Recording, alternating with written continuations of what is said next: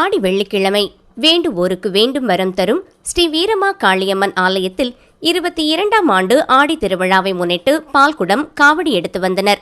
மாலையில் 108 குத்துவிளக்கு பூஜை.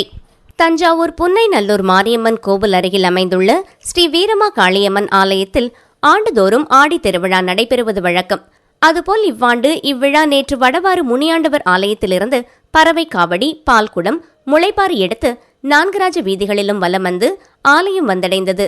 இதில் ஏராளமான பக்தர்கள் கலந்து கொண்டு சுவாமி தரிசனம் செய்தனர். தொடர்ந்து மாலையில் ஸ்ரீ வீரமா காளியம்மனுக்கு சிறப்பு மலர் அலங்காரம் செய்யப்பட்டு 108 குத்துவிளக்கு பூஜை நடைபெற்றது.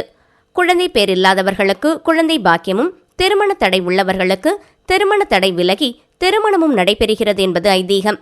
இதில் திரளான பெண்கள் கலந்து கொண்டு குத்துவிளக்கு ஏற்றி அம்மனை வழிபட்டனர். நிகழ்ச்சியின் தொடக்கமாக நாளை ஞாயிற்றுக்கிழமை காலை அரசு வேம்பு மரத்துக்கு திருக்கல்யாணம் நடைபெறுகிறது. நிகழ்ச்சி ஏற்பாடுகளை ஸ்ரீ வீரமா காளியம்மன் விழா குழுவினர்கள், கிராமவாசிகள், தெருவாசிகள், மாரியம்மன் கோவில், நாடார் இளைஞர் மன்றத்தினர் சிறப்பாக செய்து வருகின்றனர்.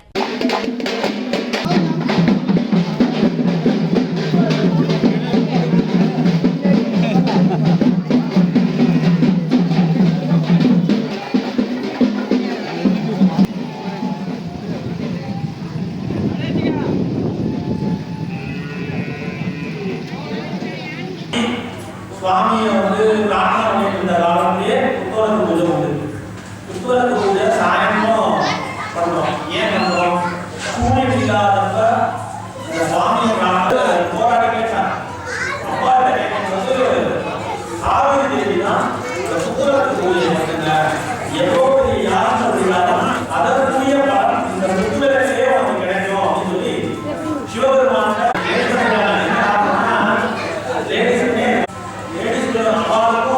பெண்களுக்கும் சம உரிமை கிடைக்கணும்.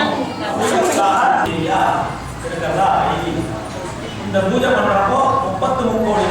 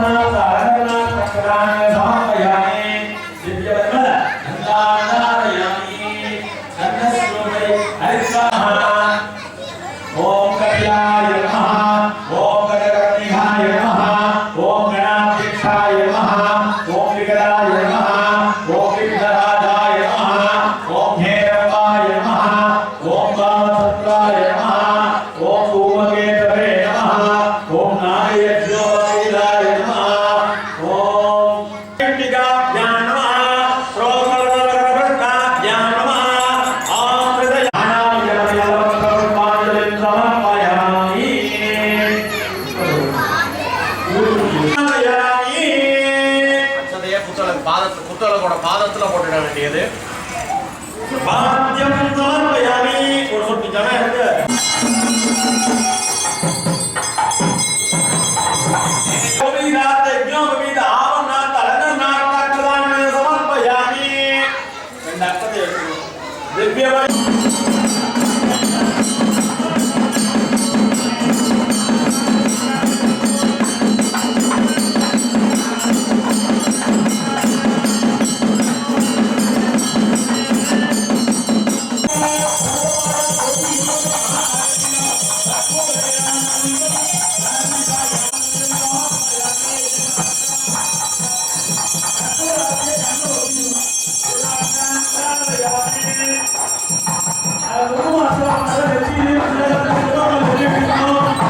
महाकार्यंबिका परमानुग्रहण सा ज्ञानवीरादिला सिद्ध महाकार्यंबिका